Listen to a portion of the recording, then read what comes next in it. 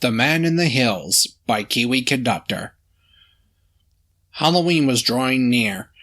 Decorations of dusty cobwebs and festive pumpkins littered stations and sheds across the island. Skarloey wasn't feeling well. While the men examined him, Peter Sam volunteered to take up the slack. At first he didn't mind, but managing double the work soon proved difficult. Peter Sam had just finished taking his own train and was hurrying back to collect Skarloey's evening train. He was rushing backwards. His crew were preoccupied watching their time in hopes of not being late to watch Peter Sam's speed. A stray truck had snagged on some points. Workers had separated the other truck and were trying to pry it out, but their efforts seemed to be in vain. Suddenly a peep-peep filled the air. It was Peter Sam.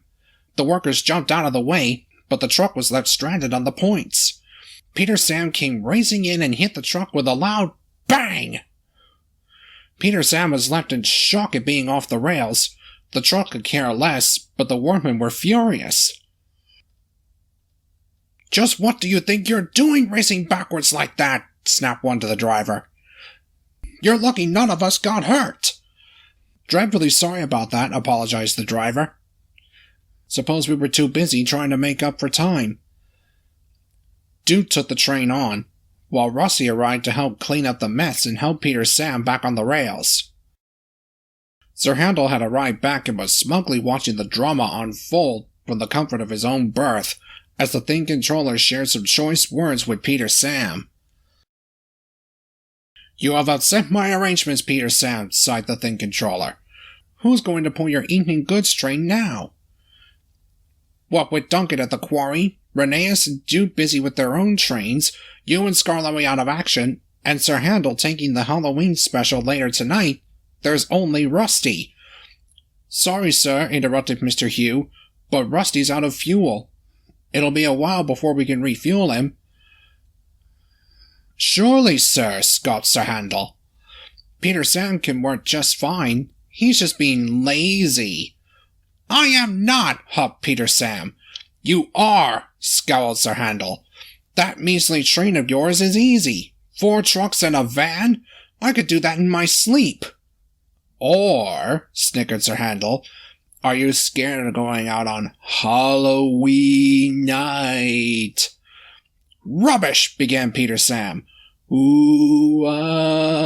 "What's that noise? I'm so scared," taunted Sir Handel. "Shut up!" "If it's so easy," interrupted Skarloey, "then why don't you pull it, Sir Handel? Or is it you that's scared of going out on Halloween, "Stop that!" snapped Sir Handel. "I would gladly take that train, but, I'm far too busy with my own train. Yes, that's it. I've got my own train to pull. I can't pick up the slack here as usual." "No, Skarloey has a point," said the Thing Controller. "You shall pull Peter Sam's train, and Duncan shall pull your special. Working with the children should be a nice reward for his hard work in the quarry today." "That shouldn't be a problem for a brave engine like you." "Right, yes," said Sir Handel shakily. "A brave engine like me. It sounds lovely." Darkness soon fell. Sir Handel was being prepared for the train. Peter Sam and Skarloey were still being mended in the sheds. Skarloey decided to play a trick on Sir Handel. "You know, Sir Handel," he said with a smirk, "you are brave offering to go out on a night like this."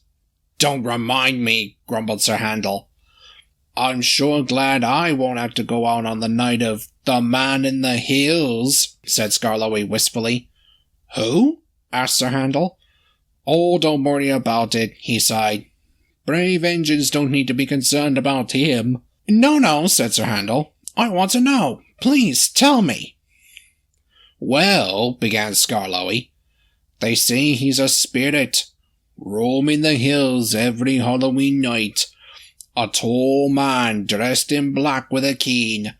No one knows who he is, where he came from, or how he came to be. All anyone knows is what he does." "What does he do?" He finds people and engines travelling alone at night and takes them away, never to be seen again.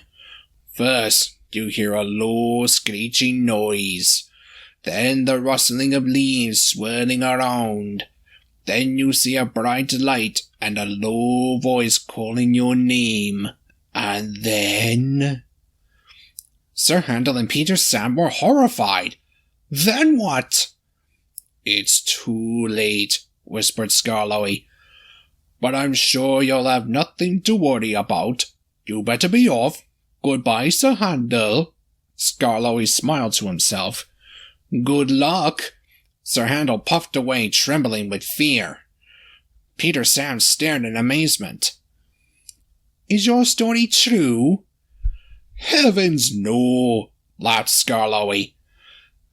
He's a child's legend, of course, but he's a good spirit, not an evil one. However, Sir Handel doesn't know that. It's bound to plant a seed in his mind. Skarloey was right. At first, Sir Handel scoffed at the story. Man in the hills. Ha! He chortled to himself, doubtfully.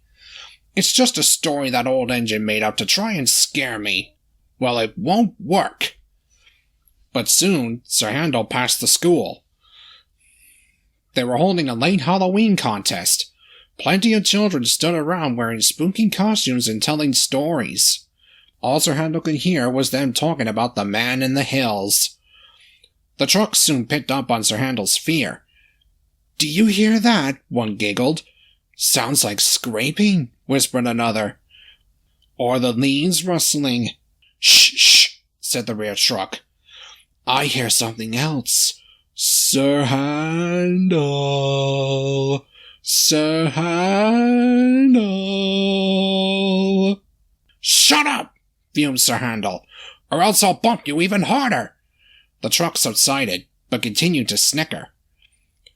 Before long, Sir Handel was deep into the hills and forests, leaving the comforting lights and houses far and few between.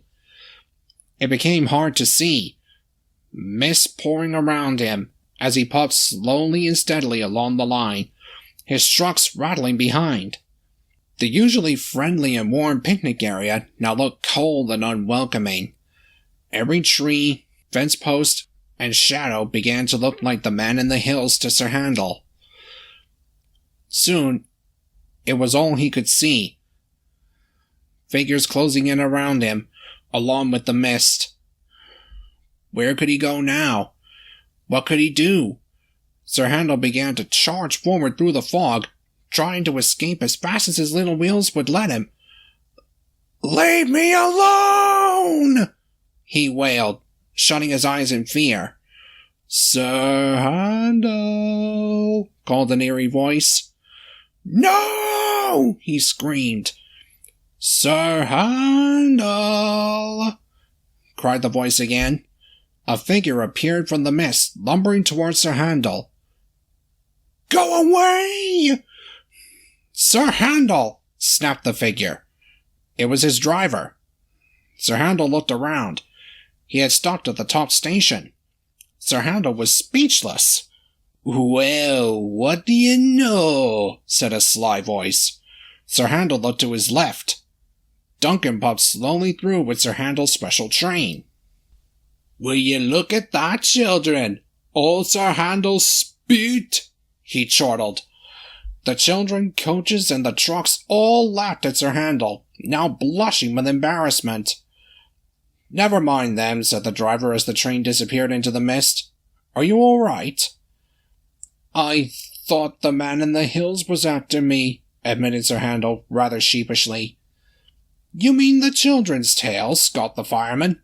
There's nothing to be scared of. It's just an old legend. And besides, the man in the hills isn't scary. According to the legend, he's actually quite friendly. But Skarloey said he takes lonely engines away. Well, Skarloey must have been pulling your wheel. And you're not lonely, are you?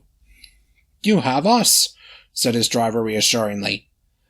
Now how about we try this again? Sir Handel agreed. Slowly but surely they set off back into the mist. It wasn't long before it became thick again. Sir Handel grew nervous, but his crew encouraged him. "Come on, boy. Only a little bit further." Dark figures began to form in Sir Handel's mind. "There's nothing there. There's nothing there," he reassured himself. Soon they reached the entrance to the quarry. The red light of a signal shone through the mist, barring them from entering. "That's funny," said the driver. "The signal should be green." Suddenly, the mist around them disappeared. Sir Handel grew nervous. He didn't know what to expect. Sir Handel then saw something. What looked like a man dressed in black stood atop the hill, looking down upon the quarry. Sir Handel stared longingly at him. "Who is that?" he whispered. "Who's what?" replied his driver. "I can't see a thing." Sir Handel gulped and crept towards the quarry as the signal shone green. Sir Handel made the delivery and prepared to leave for home with now full trucks. He couldn't take his eyes off the figure peering down at him. Sir Handel noticed it looked like it was now stretching an arm towards the entrance, while still facing the little engine. Sir Handel looked up at where it was pointing. At first he heard nothing, but then a loud rumble came from above, getting louder and louder. Then a huge pile of rocks tumbled down from above. Sir Handel cried out, "Stop! Stop!" and braked as hard as he could as the rocks slammed down in front of him, inches from his buffers. As workmen ran over to clear the mess, Sir Handel gazed back up at the cliff to see the figure now gone. Soon, the rocks were cleared. "Phew," said a workman. "Lucky you noticed that. Else that would have been a nasty accident." "Yes, indeed," said the fireman. "Well, thank you for all your help. Goodbye." "Take care," called the workman, as the little engine set off for home with his crew. His driver and fireman couldn't help but gaze up at the now barren cliff top. "What on earth did you see?" they asked. Sir Handel said nothing. As they journeyed home, he had a thought. "He must have tried to warn me," he said to himself thoughtfully.